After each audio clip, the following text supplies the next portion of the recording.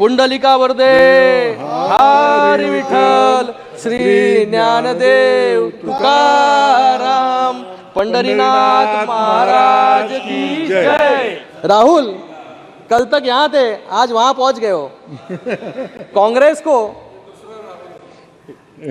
को राहुल की जगह उधर ही है विपक्ष में। आज महाराष्ट्रामध्ये सगळ्यात मोठा वारकरी संप्रदायाचा सोहळा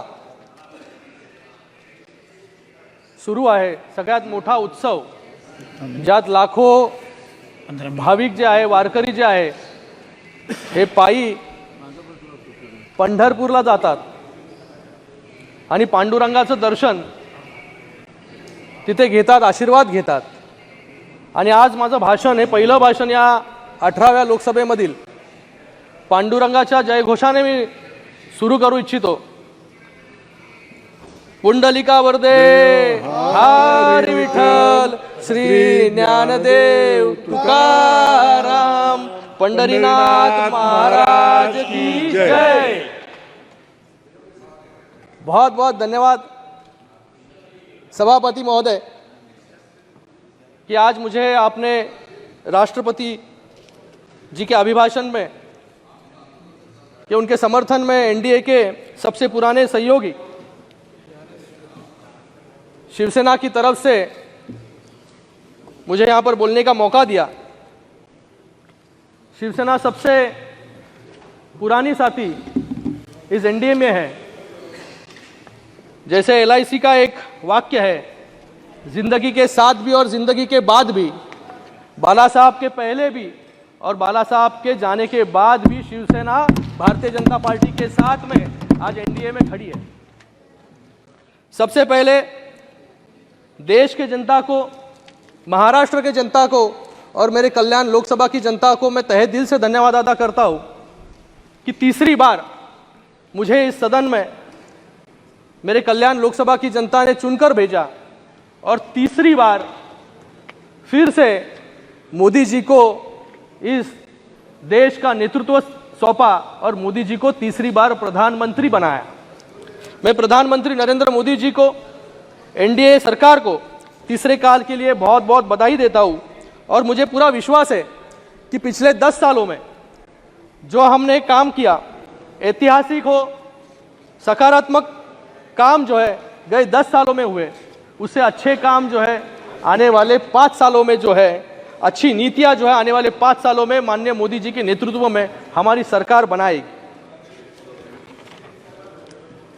इस चुनाव में जनता ने एक मैसेज दिया है, कांग्रेस अकेले लड़े या इंडिया अलायंस बनाकर, बैठना तो विपक्ष में ही है।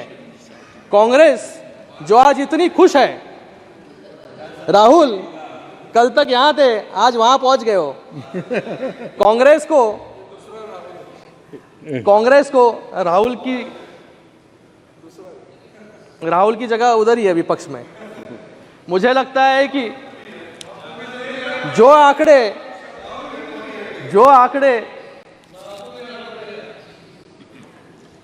कांग्रेस को ऐसे लग रहा है कि आज वो विपक्ष में नहीं बल्कि सत्ता में है, इतनी खुशी जो है उनको विपक्ष में बैठकर महसूस हो रही है। 10 सालों में कांग्रेस सिर्फ 44 से 99 तक पहुंची है, 100 का आंकड़ा भी पूरा नहीं कर पाई है। हम लोग जो है, हम लोग 15 लड़े और 7 जीते। मैं आज यहां पर कुछ आंकड़े आपको बताना चाहूंगा कि आपने 285 सीट पर चुनाव लड़ा और सिर्फ 99 जीते, मतलब सिर्फ 34% आपका स्ट्राइक रेट। 285 में से 51 उम्मीदवारों की जमानत जो है कांग्रेस की जब्त हो गई। आंध्र प्रदेश, अरुणाचल प्रदेश, हिमाचल, जम्मू कश्मीर, मध्य प्रदेश, दिल्ली और त्रिपुरा में अपना खाता भी जो है कांग्रेस खोल नहीं पाई। और जिन आपके विपक्ष के नेता किस पर बात कर रहे थे फिर? 336 उम्मीदवार जो है अलग अलग राज्यों में इन्होंने खड़े किए, उसमें से सिर्फ 15 इनके जो है उम्मीदवार जीत कर आए, जो 5% से भी कम है। मुझे लगता है कि आपके आंकड़े तो कम है, लेकिन अकड़ जो है इस वक्त जो है बढ़ गई है।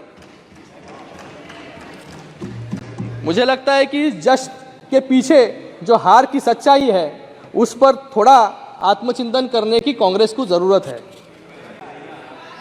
यहां पर हमारे आंकड़े, हम लोग यहां पर सत्ता में बैठे हैं, आप लोग विपक्ष में बैठे हो। 10 साल के बावजूद लोगों ने जो है आप पर विश्वास नहीं रखा, लोगों ने मोदी जी के नीतियों पर विश्वास रखा, मोदी जी पर विश्वास रखा। इसलिए आज यहां पर हम लोग बैठे हैं फिर से सत्ता में तीसरी बार। लोगों ने मोदी जी को चुनकर क्यों दिया? हम सबके लिए गर्व की बात है कि भारत में लोकतंत्र का सबसे बड़ा उत्सव शांतिपूर्वक ढंग से पूरा हुआ और तीसरी बार भारत ने प्रधानमंत्री मोदी जी के नेतृत्व को चुना। 2024 में दुनिया की आधी आबादी चुनाव प्रक्रिया में भाग ले रही थी। अभी तक 80 देशों में चुनाव अभी हो रहे हैं, 55 देशों में चुनाव हुए, 33 देशों में सरकार बदल गई, बदलाव हुआ, लेकिन हमारे देश ने तीसरी बार सशक्त सरकार मोदी जी के नेतृत्व में यहां पर बनाई। एक महत्वपूर्ण प्रश्न यह है कि जब विश्व भर में बदलाव की लहर है, तब भारत जैसे डाइवर्स और सबसे बड़े लोकतंत्र में स्टेबिलिटी कैसे है? उसका सबसे प्रमुख कारण है जनता को हमारी नीतियों पर विश्वास। हमने दिखा दिया है कि अंतर्राष्ट्रीय स्तर पर भारत की छवि गए 75 वर्षों में सबसे ज़्यादा मजबूत अभी हुई है। आज हमारा देश किसी पर भी निर्भर नहीं है, बल्कि बाकी देश जो है भारत पर जो है निर्भर है। कांग्रेस सरकार की पॉलिसी, फॉरेन पॉलिसी ने हमारी इंटरनल सिक्योरिटी को कमज़ोर किया और इसी के कारण 26/11 हमलों का हम कोई जवाब नहीं दे पाए। लेकिन आज वक्त बदल गया है। हमारी सरकार पाकिस्तान को सर्जिकल स्ट्राइक के माध्यम से जवाब देती है। G20 के डिक्लेरेशन में विश्व के सबसे शक्तिशाली देशों के साथ कंसेंसस बनाकर मोदी जी ने भारत की ताकत पूरे विश्व को दिखा दी। आज सऊदी अरेबिया हो, UAE हो, बहरीन हो, इजिप्ट हो, ऐसे देश अपना सर्वोच्च नागरिक सम्मान हमारे प्रधानमंत्री जी को देते हैं। जब इस सदन ने 370 हटाया, तब विपक्ष के कुछ साथी और कुछ चुनिंदा देशों को अगर छोड़ा तो पूरे विश्व ने इसका समर्थन किया। जिस भारत को थर्ड वर्ल्ड कंट्री बोलते थे, वो आज थर्ड लार्जेस्ट इकोनॉमी बनने के रास्ते पर है। आज विश्व स्तर पर प्रधानमंत्री जी को जो सम्मान मिलता है वो 140 करोड़ देशवासियों का सम्मान है, भारत का सम्मान है। वो प्रमाण है भारत के विश्वगुरु बनने का।